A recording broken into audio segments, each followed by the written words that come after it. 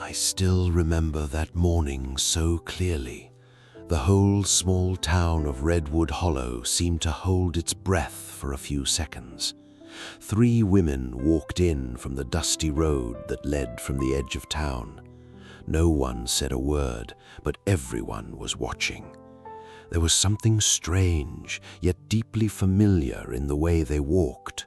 Calm, steady, as if they no longer belonged here, but still knew every grain of dust beneath their feet.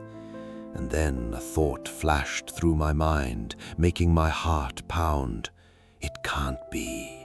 Could it really be them? If you want to understand why that single moment made the entire town fall silent, we have to go back many years to when I was just a boy, and when a man nobody paid attention to did something no one else dared to do. My name is Daniel.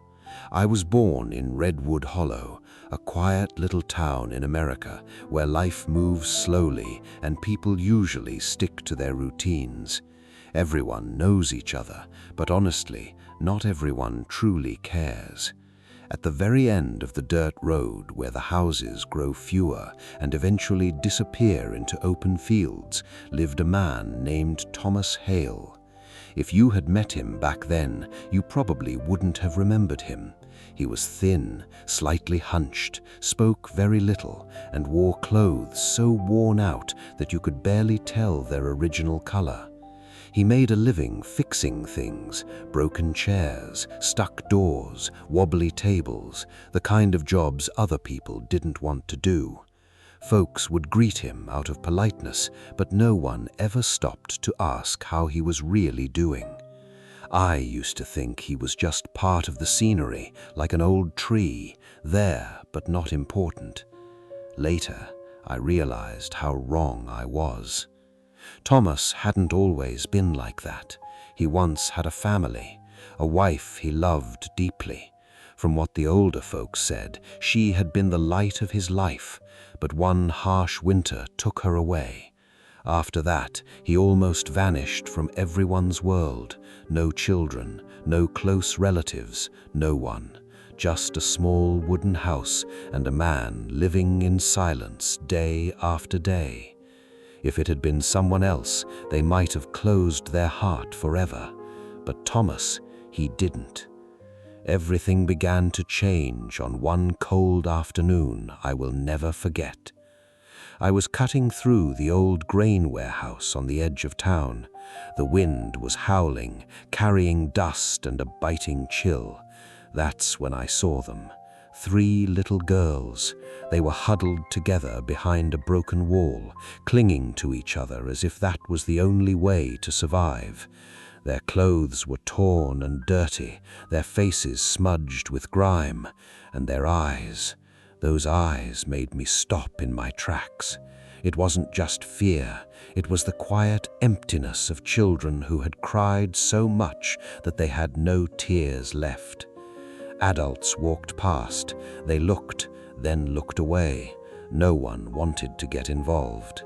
I was about to walk away too, but then I saw Thomas.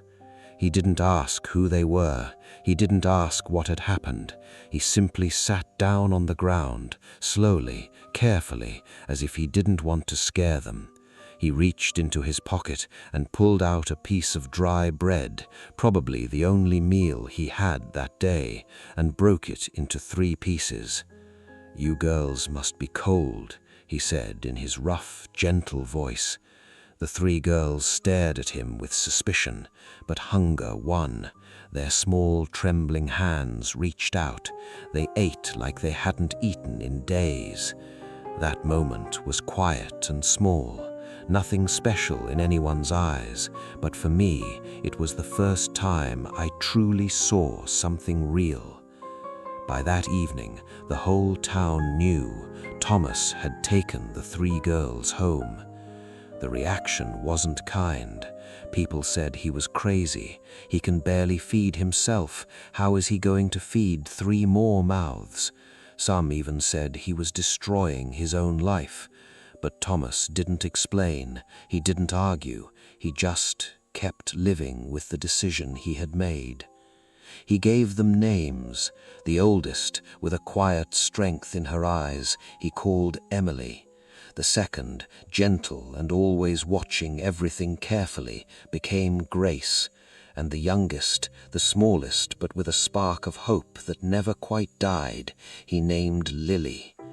Their life was not easy, I know, because I watched it happen. The little house became crowded, food was always scarce. There were days I saw Thomas working from dawn until late at night, then still fixing an old chair or table to earn a few extra dollars. Some nights he didn't eat at all. I knew it, even though he never said a word. Winter was the hardest. The house was so cold you could see your breath in the air. Thin blankets weren't enough. The girls got sick often, and Thomas would stay up all night, sitting beside them, placing his rough hand on their foreheads as if he could pass his own warmth to them. Once, when I saw him so exhausted he could barely stand, I asked him, "Uncle Thomas, do you ever regret it?" He looked at me for a long moment, then gave a small, tired smile and said, "No one should grow up without someone to call family." That sentence has stayed with me my entire life. Time passed, and something strange began to happen. Emily started helping with everything around the house. She grew up faster than her age. Grace discovered books. She borrowed old ones from the tiny town library and read them as if they were the key to understanding the world. And Lily brought laughter, a sound I had never heard in Thomas's house before. Slowly, the town began to change. Suspicious glances turned into curiosity. Curiosity turned into quiet respect. No one said it out loud, but everyone could feel it. Something right was happening inside that small house at the end of the road. Then, one day, Emily received a scholarship. She left town for a bigger school. I remember the day she departed. Thomas stood at the door, saying little, but his eyes were full of pride. After her, Grace left to study medicine. Then Lily, with her passion for art, also went out into the world. One by one they stepped into life, and Thomas was alone again. But this time it was different. The house was still filled with memories, laughter, evenings together, the hard days they had survived. He kept all of it like treasures. Many years went by, and then came the morning I mentioned at the beginning. 3 women walked into town. I recognized them before anyone else dared to be sure. Emily, tall, confident, with the sharp eyes of someone who had faced the world. Grace, calm and steady, carrying the quiet reassurance that only those who heal others possess. And Lily, radiant and full of life, as if she carried her own light. But what made everyone freeze wasn't who they had become. It was where they were going. Not to the town center, not to the nice places. They walked down the dirt road, straight to the little house. Thomas was sitting on the porch, as he did every day, fixing an old chair. His hair had turned completely white. His hands were calloused and trembling slightly with age. Time had left its marks on every movement. He didn't recognize them at first, until Lily ran to him. "Dad!" I had never seen Thomas cry, not when his wife died, not during all those hard years, but that day he cried. The 3 women embraced him like the little girls they once were, and in that moment all of us understood everything he had done had not disappeared. But the story didn't end with the tears. They didn't come back just to visit. Emily had become a lawyer who fought for children like they once were. Grace was a doctor, and she decided to build a small clinic right in town. Lily brought resources and ideas to revive the forgotten corners of Redwood Hollow. In just a few months, the town began to change. Places that had once been silent came alive. People who had been overlooked were now cared for. Children had somewhere to learn and to dream. And at the center of it all was Thomas, the man we once barely noticed. They fixed up his house but kept its soul intact. Every evening they sat with him, talking, laughing, as if the years apart had never happened. The town no longer doubted. There was only respect.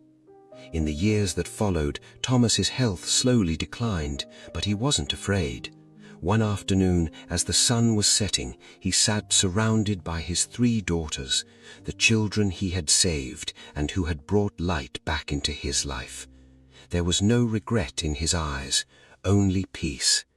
He passed away in the arms of his family, but his story did not end. The clinic is still there, the art classes are still running, the town still speaks of him, not as a hero, but as an ordinary man who did something extraordinary. And if you ask me what I learned from all of this, here is my answer. Kindness doesn't always have to be loud. It is often small and quiet, like a piece of bread offered on a freezing afternoon. But those small things can change entire lives. Family isn't always the one you're born into. Sometimes it's the one that chooses to love you. And most importantly, never think you are too small to make a difference, because one old man at the end of a dusty road changed an entire town. If this story touched something in you, don't forget to like, subscribe, and share. This is Deep Life Stories, where we remember that kindness still exists, and sometimes it starts with you.